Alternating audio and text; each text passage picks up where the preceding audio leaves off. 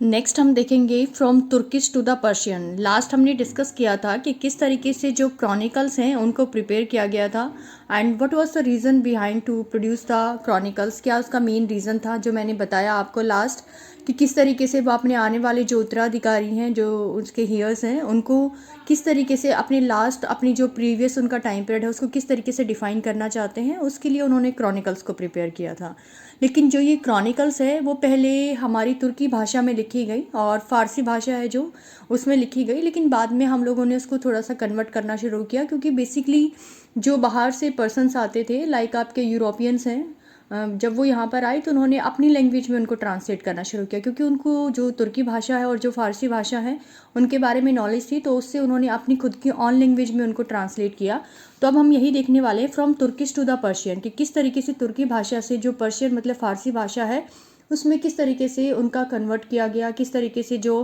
Chronicles हैं उनको prepare किया गया। तो फर्स्ट वन आता है, Mughal court chronicles were written in Persian भाषा की। जो मुगल दरबार हैं उसमें जो हमें चीज़ें एट प्रेजेंट देखने के लिए मिलती हैं वो फ़ारसी भाषा में देखने के लिए मिलती है। पहले ये तुर्की भाषा में लिखी जाती थी। जैसे सिर्फ बाबर है, जो मैंने बताया था कि वो फादर की साइड से तैमूर था और मदर की साइड से चंगेज़ था, तो जनरली वो तुर्की भाषा का प्रयोग करता था वहाँ पर। और उसने स्टार्टिंग में जितनी भी अपनी क्रॉनिकल्स लिखवाई वो तुर्की भाषा में थी, लेकिन बाद में जब अकबर आ जाता है तो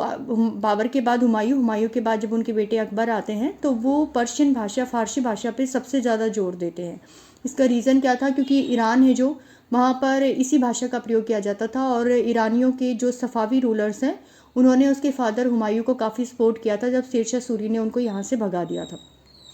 eight the time Delhi sultanates north Indian language Hindavi and Persian were flourished. और इसके साथ ही जब दिल्ली सल्तनत का टाइम था, मतलब मुगल एम्पायर से पहले 1206 ईस्वी से लेकर 1526 तक हमारी दिल्ली सल्तनत ही आती है, तो उसमें दिल्ली सल्तनत के टाइम पीरियड में हमारा जो नॉर्थ इंडिया है, उत्तरी भारत है, वहाँ पर हिंदवी भाषा है, जो हिंदी मतलब उर्दू भाषा का मिक्सचर, उसको हिंदवी भाषा बोलते हैं। एंड जो पर्शियन भाषा है, फ़ारसी भाषा है, वो काफ़ी फ्लोरिश थी, चमक रही थी, मतलब टाइम टू टाइम इन्हीं भाषाओं का प्रयोग किया जाता था। There first ruler Babur rode poetry and his memories in Turkish language. और जो बाबर है उन्होंने अपनी जितनी भी कविताएं लिखी और अपनी जितनी भी मेमरीज हैं उन्होंने उसको तुर्की भाषा में लिखा, क्योंकि मैंने आपको बताया है कि वो तैमूर और चंगेज़ का वंशज होने की वजह से तुर्की भाषा पे ज़्यादा जोर देता था। इसके अलावा Akbar had great contact of the cultural and intellectual with Iran and they wanted to get positions at the Mughal court. और कहीं ना कहीं जो अकबर है उसका मतलब जो ईरान का एरिया है, क्योंकि उसके फादर को सपोर्ट किया गया था ईरानियों के द्वारा,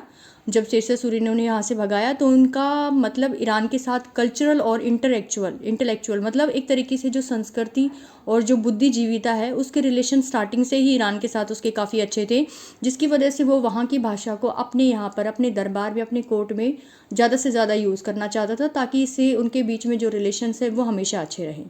सो might have motivated the emperor to adopt this language, जिसकी वजह से वो जितने भी एम्परर्स हैं, राजा हैं, उनको मोटिवेट करता था कि आप इसी भाषा का प्रयोग कीजिए। Akbar made Persian as a main language of the court. और अकबर ने जानबूझकर जो तुर्की भाषा के बाद जब अकबर का रूल आया तो उसने यहाँ पर जो पर्शियन भाषा है, फ़ारसी भाषा है, इसका प्रयोग करना शुरू कर दिया, इसको अपनी मेन लैंग्वेज बना दिया, किसकी, कोर्ट की जो दरबार है उसकी भाषा बना दिया।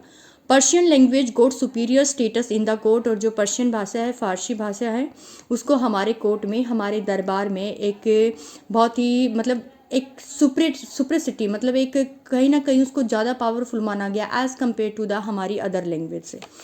इसके साथ ही अगर मैं नेक्स्ट बात करूँ, those people who know Persian very well had been great respected. और जो लोग दरबार में आते थे and they have the knowledge about the Persian language, तो उनको बहुत ज़्यादा रिस्पेक्ट दी जाती थी as compare to the other language जो स्पीकर्स होते थे उनके कंपैरिजन में। तो कहीं ना कहीं उसका रीज़न भी यही था पर्शियन भाषा को प्रमोट करने का, क्योंकि अगर जो इस भाषा को ज़्यादा यूज़ करेगा, बोलेगा, तो दैट मीन्स कहीं ना कहीं जब रिस्पेक्ट की बात आती है तो इंसान इसी भाषा को अडॉप्ट करने की कोशिश करेगा, और जिसकी वजह से पर्शियन लैंग्वेज है जो वो ज़्यादा फ्लोरिश करेगी। It was spoken by the king, राजा के द्वारा ये बोली जाती थी। The royal household and the elite at the court. इसके साथ साथ जितनी भी ये रॉयल हाउस होल्ड है, मतलब जो रॉयल फैमिली बिलोंग करती है, शाही के अंदर है जो, वहाँ पर भी यही भाषा प्रयोग की जाती थी। और elite at the court, court की दरबार में जितने भी अमीर वर्ग थे, जो लोग वहाँ पर जिनको ज़्यादा रिस्पेक्ट दी गई थी अकबर के द्वारा, वो भी पर्शियन भाषा को ही प्रमोट करते थे, वही भाषा प्रयोग करते थे बोलने के लिए। It became the language of the administration, ये कहीं ना कहीं ये जो भाषा है इसको हमने तुर्की से रिप्लेस करके अब हमारा जो प्रशासन है उसके लिए इस भाषा का प्रयोग किया गया। Accountants clerks also learn it, और जितने भी अकाउंटेंट्स हैं या क्लर्क हैं वो इसी भाषा का प्रयोग करते थे ताकि आगे से ज़्यादा इसको प्रमोट किया जा सके। जैसे हमारे यहाँ पर हम लोग जैसे दो भाषा आती है हमारी, हिंदी भाषा है, हिंदी के साथ हम लोगों ने अपनी इंग्लिश भाषा को भी मेन मतलब रखा है, लेकिन मेन हमारी हर एरिया की एक रीजनल लैंग्वेज है और एक मेन लैंग्वेज होती है। तो हिंदी हमारी राष्ट्रभाषा है, तो हम लोग जनरली दोनों लैंग्वेज में, हिंदी भाषा में इसलिए हम कोई ऑफिशियली इन्फॉर्मेशन देते हैं क्योंकि जैसे फॉर एग्जांपल मैं हरियाणा की बात करूँ तो यहाँ के लोग हिंदी से ज़्यादा फेमिलियर है एज़ कम्पेयर टू इंग्लिश से। सेकंड, मुझे इंग्लिश में इसलिए उस लैंग्वेज को रखना पड़ा क्योंकि जो बाहर के लोग हैं लाइक साउथ साइड के हैं, they are not familiar with the Hindi language, इसलिए वजह से वो इंग्लिश लैंग्वेज में इन चीज़ों को समझ सकते हैं। तो यहाँ पर इन्होंने पर्शियन लैंग्वेज को ज़्यादा प्रेफरेंस दी एज़ कम्पेयर टू द तुर्की लैंग्वेज से। People using Persian came from many different regions and spoke other Indian language, और इसके अलावा जो भी लोग अलग अलग एरियाज से आते थे तो वो क्या करते थे, यहाँ पर पर्शियन भाषा का ही प्रयोग करते थे। और चाहे किसी भी रीजन से आए, उनको मैंने बताया कि कोर्ट में अगर रिस्पेक्ट है मिल चाहिए तो आपको पर्शियन भाषा का ज़्यादा प्रयोग करना पड़ता था।